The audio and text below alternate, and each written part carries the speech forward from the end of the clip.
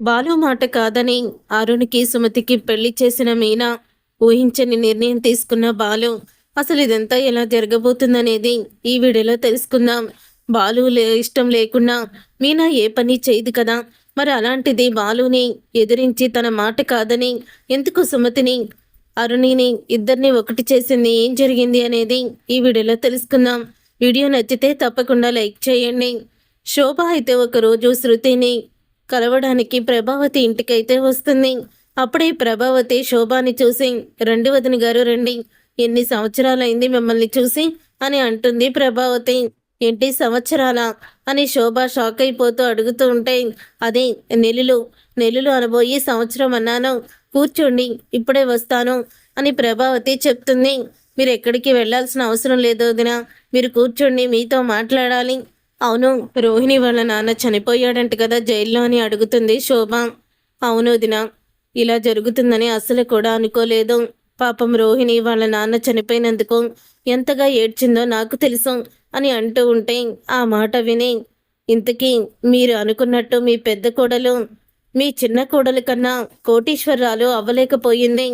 తను పుట్టింటి నుంచి తీసుకొచ్చే దానిలో, శృతి తీసుకొచ్చే దానిలో సగానికి సగం కూడా ఇప్పుడు రోహిణి తీసుకురాలేని పరిస్థితిలో ఉంది.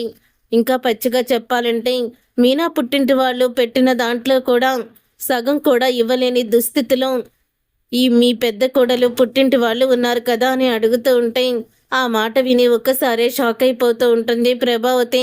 అంత అలాగేమీ లేదు వదినా, కాస్త బానే ఉంది, మీరే ఎక్కువగా మాట్లాడుతున్నారు అని చెప్తూ ఉంటుంది ప్రభావతి. అదేంటి ఎక్కువగా మాట్లాడకపోవడం? మీకు ఆస్తే కదా ముఖ్యం. కోటీశ్వర్లైతే మీరు నెత్తిన పెట్టుకుని పూజిస్తారు.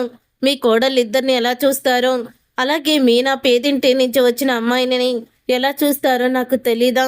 అందుకే అడుగుతున్నాను. ఈ లెక్కని మీనా కన్నా హీనంగా బ్రతుకుతుంది రోహిణి.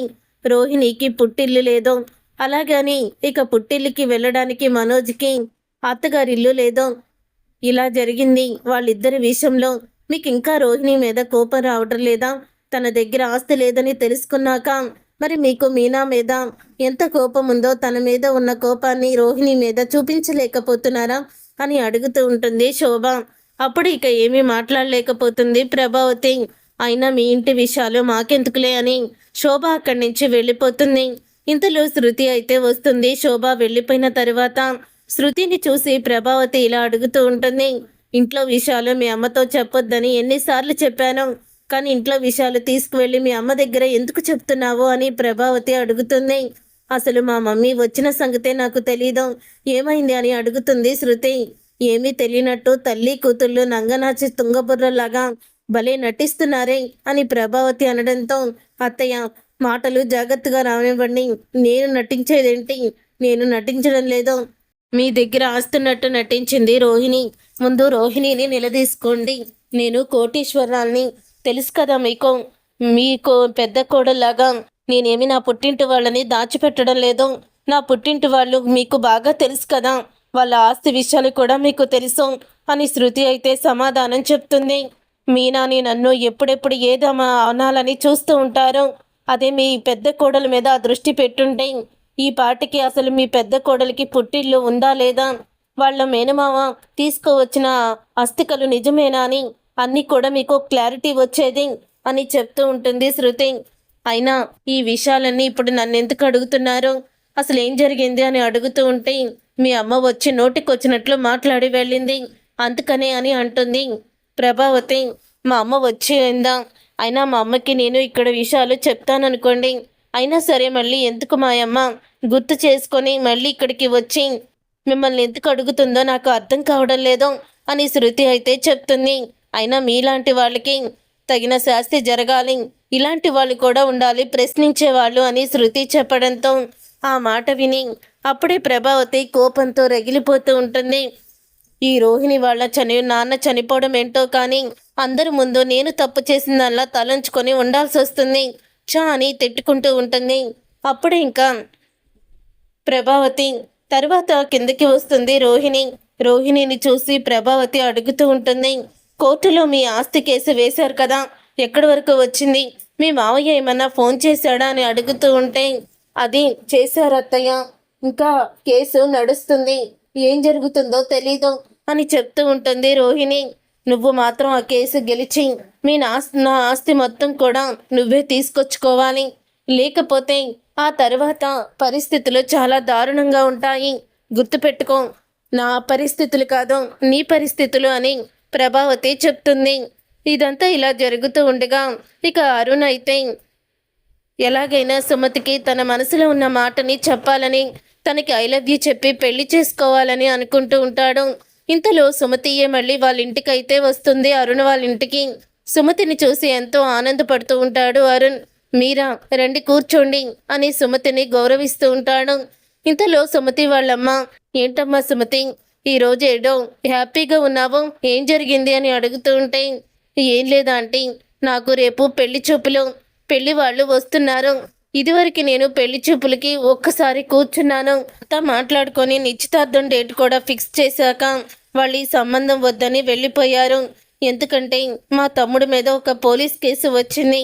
వాడు ఎవరి దగ్గర డబ్బులు దొంగతనం చేశాడని. ఆ తర్వాత అందరూ కూడా వాడిని తిట్టారు.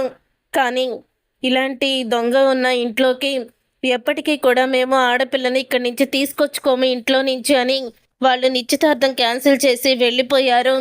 మళ్ళీ రేపు ఒక సంబంధం వచ్చిందంట. నాకు అసలు ఇలా సంబంధంలో పెళ్లి చూపుల్లో కూర్చోవడం ఇష్టం లేదు. ఒక అమ్మాయి అబ్బాయి పెళ్లి చేసుకోవడానికి ఇన్ని ఆంక్షలా అని అంటూ ఉంటుంది. అప్పుడే సుమతి సింపుల్గా అబ్బాయి ప్రేమించానని చెప్పేస్తే ఆ అమ్మాయి ఇష్టమైతే చెప్తుంది, లేకపోతే లేదో. ఇలాగ ఏదో ఒకటి చెయ్యాలి కదా. ప్రతిసారి పెళ్లి చూపులకి కూర్చుంటే నా మనసు ఏదోలా ఉంటుందా అంటే, ఏదో మీకు చెప్పాలని వచ్చాను. అలాగని మా అమ్మకి మా అక్కకి నేను ఈ పెళ్లి చూపులంటే ఇష్టం లేదు అని చెప్పలేము. ఒకసారి పెళ్లి ఆగిపోయి చాలా బాధపడ్డారు వాళ్ళు మానసికంగా. అందుకని మళ్ళీ ఆ పరిస్థితి రాకూడదని పెళ్లి చూపులకి ఒప్పుకున్నానని చెప్పి ఇక అంటూ ఉంటుంది. అప్పుడే సుమతి అలా అన్న తర్వాత సుమతి అలా అన్నాక, సరేనమ్మా, నీ ఇష్ట ప్రకారమే పెళ్లి చేసుకో. మీ అమ్మ అడుగుతుందో లేకపోతే మీ అక్క అడుగుతుందనో పెళ్లి చేసుకోకు. తర్వాత నువ్వు బాధపడతావు, జీవితాంతం నువ్వు కదా అతనితో కాపురం చేసేది అని అంటూ ఉంటుంది. సరేనంటే నేను అన్నీ కూడా గుర్తు చేసుకుంటాను, అన్నీ కూడా చూసుకుంటాను అని చెప్తూ ఉంటుంది సుమతి వెళ్ళిపోయాక అరుణ్ అయితే వస్తాడు. ఇక అరుణ్ రావడంతో అప్పుడే రేపు సుమతికి పెళ్లి చూపులంట్రా అని చెప్పడంతో ఒకేసారి శివరాం అరుణ్ షాక్ అయిపోతూ, ఏంటమ్మా నువ్వు మాట్లాడేది, ఏంటి సుమతికి పెళ్లి చూపులా అని అంటాడు. అవును, సుమతికి పెళ్లి చూపులు, అలాగే నిశ్చితార్థం కూడానంట అని అనగానే, సుమతికి పెళ్లి ఇష్టమేనంటావా అని అడుగుతాడు. లేదురా, తనకి అసలు ఈ పెళ్లి కానీ పెళ్లి చూపులు కానీ ఇష్టం లేదు. ఏదో వాళ్ళ పెద్దవాళ్ళు బాధపడతారని పెళ్లి చూపుల్లో కూర్చుంటున్నాను అని చెప్పింది. నాతో తన ప్రతి బాధని షేర్ చేసుకుంది అని చెప్తూ ఉంటుంది అరుణ్ వాళ్ళమ్మ. అప్పుడే ఇక అరుణ్ ఇలా అంటాడు, నేను సుమతిని ప్రేమిస్తున్నానమ్మా, తనని పెళ్లి చేసుకోవాలని అనుకుంటున్నాను. కానీ తన మనసులో ఏముందో తెలియకుండా నేను ఎలాగా తనని వివాహం చేసుకోగలను అని చెప్తూ ఉంటాడు. అప్పుడే ఇక ఆ మాట విని అరుణ్ వాళ్ళ అమ్మ అయితే ఇలా అంటుంది, రే, నీ మనసుకు నచ్చిన అమ్మాయి ఇప్పటి వరకు దొరకలేదు, దొరికితేనేమో మొన్న అలా జరిగింది, ఇప్పుడు ఇలా జరుగుతుంది, అసలు ఏంట్రా ఇదంతా అడుగుతూ ఉంటుంది. నాకు సుమతి అంటే ఇష్టమమ్మా, తననే పెళ్లి చేసుకుంటాను, ఎలాగైనా ఈ పెళ్లికి ఒప్పుకోమని చెప్తాడు. నాకు ఎటువంటి అభ్యంతరం లేదు. సరే, ఇప్పుడే వెంటనే సుమతి వాళ్ళ ఇంటికి వెళ్దాం పదా అని అరుణ్ని తీసుకొని సుమతి వాళ్ళ ఇంటికి అయితే వస్తుంది అరుణ్ వాళ్ళమ్మ. వచ్చిన తర్వాత అప్పుడే ఇక అరుణ్ బాలు మీనా అక్కడే ఉండడం చూసి షాక్ అయిపోతూ ఉంటాడు. ఇక బాలు కూడా అరుణ్ని చూస్తాడు. నువ్వా అని గట్టిగా అడుగుతాడు. ఎందుకు వచ్చావు నువ్వు? ఇది మా అత్తగారి ఇల్లు, ఇక్కడ పెళ్లి చూపులు జరుగుతున్నాయి, ఇక్కడి నుంచి వెళ్ళిపో అని బాలు అంటాడు. ఆ పెళ్లి చూపుల్లో కూర్చునే అమ్మాయికి నచ్చిన వాడిని నేనే, నాకు కూడా తను నచ్చింది. మీ అందరూ ప్రకారం ఆశీస్సులు తీసుకొని అందరి ముందే నేను ఈ పెళ్లి చేసుకోవాలని అనుకుంటున్నాను. నేను సుమతిని ప్రేమిస్తున్నాను అని చెప్తాడు అరుణ్. ఆ మాట విని, ఏంటి నువ్వు సుమతిని ప్రేమిస్తున్నానని చెప్పేయడంతో నువ్వు సుమతిని పెళ్లి చేసుకుంటావన్నమాట అని అడుగుతూ ఉంటాడు. అవును, నేను సుమతిని ప్రేమించాను, తననే పెళ్లి చేసుకోవాలని అనుకుంటున్నాను అని అనగానే ఇంతలో సుమతి అయితే బయటికి వస్తుంది. సుమతి వచ్చి అంటూ ఉంటుంది, మీరా మీరేంటి ఇక్కడ అని అడుగుతూ ఉంటుంది. నేను మనసు మార్చుకున్నాను, ఇప్పుడు మీ ప్రేమ గురించే ఉండాలనుకుంటున్నాను అని నిజాలను చెప్పేస్తుంది సుమతి. అప్పుడే అది విని బాలు ఈ విషయం మాకు ఎందుకు ముందు చెప్పలేదని అడుగుతాడు.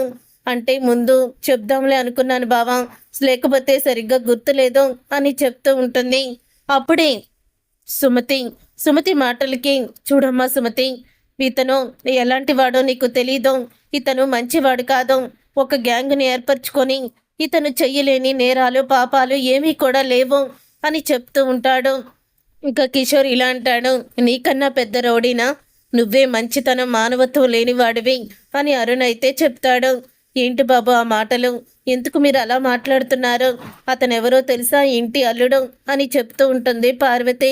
అప్పుడే ఆ మాట విని అరుణ్ వాళ్ళ తల్లి ఇలాగంటుంది, చూడండి, మేము గొడవ పడ్డానికి రాలేదు, మా అబ్బాయి మీ అమ్మాయి సుమతిని ఇష్టపడుతున్నాడు, వీళ్ళిద్దరికీ పెళ్లి చేస్తే వీళ్ళ జీవితం సంతోషంగా ఉంటుంది, అందుకనే పెళ్లి విషయం మాట్లాడదామని వచ్చాము అని అరుణ్ వాళ్ళ అమ్మ అనడంతో, ఇలాంటి వాడికి నా మరదలు సుమతినిచ్చి పెళ్లి చేయడమా, అది కల్లో కూడా జరగదు, దయచేసి నువ్వు మీ అమ్మని తీసుకొని వెళ్ళిపో అని అంటాడు.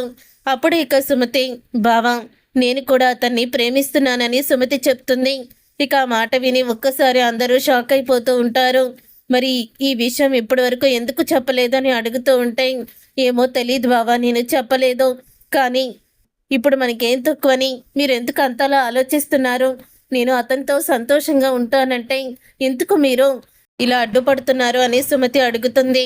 అప్పుడే సుమతి మాటలకి పార్వతి సుమతిని చంప పగలగొట్టి, ఇప్పుడు ఇంటికి తండ్రైనా అల్లుడైనా అంతా కూడా బాలుని ఎదిరించి మనం ఏమీ చెయ్యలేము, నువ్వు అతన్ని మర్చిపో అని అంటూ ఉంటే, ఆ మాట విని, ఏంటండి మీరు, మీ అల్లుడు గొప్ప అంటే మీకు అది, అయినా మా ఇద్దరి అభిప్రాయాలు ఒకరికొకరు ఇష్టముండే చేసుకుంటున్నాము, మీరెందుకు ఇలా మాట్లాడుతున్నారు, కూతురు జీవితం మీకు అవసరం లేదా అని అడుగుతూ ఉంటాడు. అప్పుడే పార్వతిని అరుణ్ అలా అడగడంతో ఇక పార్వతి షాక్ అయిపోతూ, అది కాదు బాబు, మంచి చెడైనా మొత్తం అల్లుడు గారే చూసుకుంటారు, అతనికి నువ్వు ఉంటే పడదనుకుంటా, అందుకని మీ ఇద్దరి మధ్య ముందే పరిచయం అయిపోయింది, ఇలాగా అర్థం చేసుకొని దయచేసి వెళ్ళిపో, మా అల్లుడు గారి చేతి మీదే ఇక్కడ పెళ్లి పనులన్నా జరుగుతాయి అని చెప్తూ ఉంటుంది పార్వతి. చూడండి, మీరు మమ్మల్ని విడదీయొచ్చు, కానీ ఏదో ఒక రోజు మళ్ళీ పువ్వుల దండలతో మీ ముందుకు వచ్చి మేమిద్దరం పెళ్లి చేసుకున్నామని చెప్పి షాక్ ఇస్తాము అని అరుణ చెప్పి వెళ్ళిపోతాడు. అరుణ్ అలా అనడంతో అప్పుడు ఇక చెప్తూ ఉంటాడు బాలు, చూడు సుమతి, నువ్వు అతన్ని పెళ్లి చేసుకోవడం నాకు ఇష్టం లేదు, ఎందుకంటే అతను అస్సలు కూడా మంచివాడు కాదు, అసలు తను పద్ధతి చూస్తేనే తెలిసిపోతుంది, మానవత్వం ఇంత కూడా అతని మనసులో లేదు, ఎప్పుడు కూడా ఒకరిని తిట్టుడు హింసిస్తూనే ఉంటాడు, నువ్వు అలాంటి వాడిని పెళ్లి చేసుకుంటే నీ జీవితాంతం బాధపడాల్సి వస్తుంది, మీ బావగా కాదు సాటి మనిషిగా చెప్తున్నాను అని చెప్తూ ఉంటాడు బాలు. అప్పుడైతే సుమతి ఏమీ మాట్లాడదు. ఉదయం అవ్వంగానే సుమతి ముందు అరుణ్ దగ్గరికి అయితే వెళ్తుంది. వెళ్ళిన తర్వాత అప్పుడే ఇక అరుణ్, అయినా మన ఇద్దరు పెళ్లి గురించి మీ బావ అభిప్రాయం ఎవరికి కావాలి, మనమిద్దరం కదా కాపురం చేసేది, అంతే తప్ప మీ బావ మనతో పాటు అత్తగారిలా ఇక లోపలికి రాడు కదా అని అడుగుతూ ఉంటే, ఆ మాట విని సుమతి, చూడండి, మీరంటే నాకు చాలా ఇష్టం, మిమ్మల్ని వదులుకోలేను, అటు మా బావగారిని మా అక్కని వదులుకోలేను, నన్ను క్షమించండి, ఇక మన పెళ్లి జరగదని నాకు అర్థమైపోయింది అని సుమతి అయితే బాధపడుతూ చెప్తుంది. అసలు నువ్వెందుకు అలా అనుకుంటున్నావు, రేపే మన పెళ్ళి అని అంటాడు. అరుణ్, ఏంటి రేపే మన పెళ్ళ, మా బావని ఒప్పిస్తారా అని అడుగుతుంది. మీ బావని నేను ఒప్పించలేను, కానీ మన ఇద్దరి పెళ్లి మాత్రం జరుగుతుంది, అదెలాగో నేను చెప్తాను విను అని అంటూ ఉంటే ఇక ఆ మాట విని ఒక్కసారి సుమతి షాక్ అయిపోతూ, మా అమ్మకి మా అక్కకి మా తమ్ముడికి వీళ్ళెవ్వరికీ కూడా చెప్పకుండా నేను ఈ పెళ్లి చేసుకోనని సుమతి చెప్తుంది. సుమతి మాటలకి అప్పుడు ఇలా అంటూ ఉంటాడు, చూడు సుమతి, ఎందుకు నువ్వు ఇలా మాట్లాడుతున్నావో, నేను అరుణ్ని నిన్ను పోషించుకోవడం నాకు తెలుసు, నువ్వేమీ కంగారు పడుకో, మీ వాళ్ళు ఎవ్వరూ కూడా నీకు దూరం అవ్వరు, కానీ ఇప్పుడు పరిస్థితి చేజారిపోతుంది, నాకు ఇచ్చి నిన్ను కట్టబెట్టాలని అసలు లేదు బాలుకి, ఒకవేళ మాత్రం అలాగే జరిగితే బాలు ఊరుకోవడం అందుకనే బాలుకి తెలియకుండా ముందు మనం పెళ్లి చేసుకుందామంటే ఆ తర్వాత బాలుని అంతా కూడా దగ్గరుండి ఆలోచిస్తాడు అంటూ ఇక చెప్పుకుంటూ వస్తాడు అరుణ్. అరుణ్ అలా చెప్పిన తర్వాత అప్పుడు ఇక ఆ మాటలన్నీ సుమతి అయితే వినేస్తుంది. సరే అని సుమతి చెప్తుంది. ఉదయం అవ్వంగానే ఇక సుమతి ఇంట్లో ఉన్న గిన్నెలు అన్నీ సుమతి ఇంట్లో ఒక్క నగ కూడా పెట్టుకోకుండా కట్టుబట్టలతోనే తను చీర కట్టుకొని గుడి దగ్గరికి అయితే వస్తుంది. అక్కడ ఎవ్వరు తనని గుర్తుపట్టారని అనుకుంటుంది, కానీ ఒక బస్తీలో ఆవిడైతే గుర్తుపడుతుంది. అరుణ్ పక్కన ఇక భారీగా కూర్చొని ఉన్న తనని చూసి షాక్ అయిపోతూ ఉంటుంది. సుమతిని చూసి ఆమె వెంటనే మీనాకి ఫోన్ చేస్తుంది. మీనా, ఇక్కడ మీ చెల్లి ఎవరు అబ్బాయిని పెళ్లి చేసుకుంటుంది గుడిలో, నువ్వు తొందరగా రా అని చెప్తుంది. ఆ మాట విని ఒక్కసారి మీనా షాక్ అయిపోతూ ఉంటుంది. ఇక షాక్ అయిపోతూ ఏంటి మీరు చెప్పేది నిజమేనా అని అడుగుతూ ఉంటే ముమ్మాటికి నిజం, కావాల్సి ఉంటే మీ కళ్ళతో వచ్చి మీరే చూడండి అని అంటూ ఉంటారు. ఇక అలా చెప్పిన తర్వాత అప్పుడే ఇక మీనా గుడి దగ్గరికి అయితే వెళ్తుంది. మీనా గుడి దగ్గరికి వెళ్ళేసరికి పంతులు గారు ముహూర్తం దాటిపోతుందని తాలిబొట్టుని ఇక చేతికైతే ఇస్తారు. ఇక చేతికిచ్చి అరుణ్ని చేతికి ఇచ్చి కట్టమని అంటారు. అరుణ సుమతిని పెళ్లి చేసుకుంటాడు. 3 మూళ్ల బంధంతో ఇద్దరు కూడా ఒకటవుతారు. అప్పుడే అక్కడికి ఆలస్యంగా వచ్చిన మీనా ఒక్కసారి వాళ్ళిద్దరు పెళ్లి జరగడం చూసి షాక్ అయిపోతూ ఉంటుంది. ఇక సుమతి వచ్చి మీనా కాళ్ళ మీద పడుతుంది. నన్ను క్షమించక్క, నేను తట్టుకోలేకపోయాను, అందుకని నన్ను క్షమించక్క, నేను అరుణ్ని మిస్ చేసుకోను, అరుణ్ అంటే నాకు ప్రాణం, తనని వదిలి ఉండాలని నాకు లేదు, అందుకని నేను ఈ పెళ్లి చేసుకున్నాను అని చెప్తూ ఉంటుంది సుమతి. మీ బావకి ఇష్టం లేని పనిని చెయ్యనని చెప్పావు కదా, ఎందుకు మళ్ళీ ఇలా చేసావు అని అడుగుతూ ఉంటాడు. అసలు అతనంటేనే అసలు కూడా బాలుకి ఇష్టం లేదు. మరి ఇష్టం లేనప్పుడు నువ్వెందుకు సుమతి పెళ్లి చేసుకున్నావు? ఇప్పుడు మన కుటుంబానికి మీ బావ దూరం అయిపోతాడు, ఏదో ఒకటి అవుతుంది అని చెప్తూ భయపడిపోతూ ఉంటుంది. అలా భయపడుతూ ఉండగా అప్పుడే ఇంకా అనుకోకుండా అక్కడికైతే వస్తాడు. ఎవరో కాదో వచ్చేది బాలు. ఇక బాలు రావడంతో ఒక్కసారే షాక్ అయిపోతూ ఉంటారు అందరూ. ఇక మీనా బాలు దగ్గరికి వెళ్ళి అది కాదండి, నేను చెప్పేది వినండి, అసలు ఏం జరిగిందంటే అని చెప్పబోతుండగా చెప్పినా సరే అస్సలు కూడా వినిపించుకోవడం. అలా వినిపించకపోయేసరికి ఇక అంటూ ఉంటుంది సుమతి, బావా నన్ను క్షమించని అంటూ ఉంటే మీ పెళ్ళి ఎవరు జరిపించారో ఇక్కడ నాకు బాగా అర్థమవుతుంది. మీ అక్క నా ముందేమో ఈ పెళ్ళికి నాకు సంబంధం లేదు, నేనేమీ చెయ్యను, నా వల్ల కాదని చెప్పింది, మళ్ళీ ఇప్పుడు కొత్త నాటకాన్ని మొదలుపెట్టింది అని చెప్తూ ఉంటాడు. బాలు ఏంటి, అసలు నాకు ఇష్టం లేని ఈ పెళ్ళిని నేను చెయ్యొద్దని చెప్పాను కదా, నువ్వెందుకు ఇలా చేసావు అని అడుగుతూ ఉంటాడు. అప్పుడే తననైతే అడుగుతూ ఉంటాడు సుమతిని. ఇక సుమతి ఇలా అంటుంది, అతను నాకు బాగా నచ్చాడు బావా, అందుకే కొన్నాను, తప్పేముంది అని అనడంతో నువ్వు వాడిని పెళ్లి చేసుకొని ఈ కుటుంబానికి శాశ్వతంగా దూరం అవుతావు, గుర్తుపెట్టుకో అని చెప్తూ ఉంటాడు. పర్వాలేదు నేను చూసుకుంటాను అని చెప్తూ ఉంటాడు అతను. తర్వాత బాలు మీనా దగ్గరికి వెళ్ళి ఎందుకు ఇలా చేసావు మీనా, నీకేం తక్కువ చేశానని ఇంత రాద్ధాంతం చేస్తున్నావు అని అడుగుతూ ఉంటే ఆ మాట విని చెప్తూ ఉంటుంది సుమతి, నేను ప్రేమించింది ఇతనే, చిన్నప్పటి నుంచి ఇతనే కావాలని నేను కోరుకున్నాను, అందుకనే ఈరోజు నేను పెళ్లి చేసుకున్నాను అని చెప్తూ ఉంటుంది సుమతి. సుమతి మాటలకి షాక్ అయిపోతూ ఉంటాడు. అప్పుడే బాలు షాక్ అయిపోతూ అంటూ ఉంటాడు, అంటే నా మాట కాదని పెళ్లి చేసుకున్నందుకు నీకింత కూడా బాధ లేదా అని అడుగుతూ ఉంటే అయినా నీ మాటే ఉందిలే బావా, ఇలాగా పడేస్తే సింక్లో పోతుంది, కానీ అవమానం ఎప్పటికీ కూడా గుర్తుండిపోతుంది, అతన్ని నువ్వేమీ అనడానికి వీల్లేదు అని సుమతి అయితే చెప్తుంది.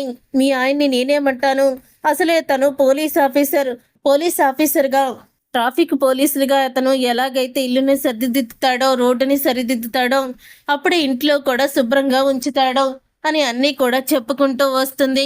ఇంతలో మీనా వాళ్ళ పెళ్లి ఆగిపోయింది కదా, ఇంకెందుకు మీరు ఇలాగా నుంచున్నారు, బాధపడుతున్నారు అని అడగడంతో నువ్వే కదా ఇదంతా చేశావు, నా మాట ఎదిరించి వెళ్ళకి పెళ్లి చేసినందుకు నువ్వు తగిన శిక్ష అనుభవించాల్సిందే అని మురళి అయితే ఇంకా మొత్తం కూడా శిక్ష వేశాడు, కానీ అది కోర్టు అంగీకరించదు. చూసారుగా ఫ్రెండ్స్, రాబోయే కథలో ఖచ్చితంగా ఇలాగే జరగబోతుంది. మరి ఇలాగే జరగాలని మీరైతే కోరుకుంటున్నారా? అయితే వీడియోని తప్పకుండా లైక్ చేసి ఛానల్ని సబ్స్క్రైబ్ చేసుకొని పక్కనే ఉన్న గంట సింబల్పై ఆలని క్లిక్ చేయండి.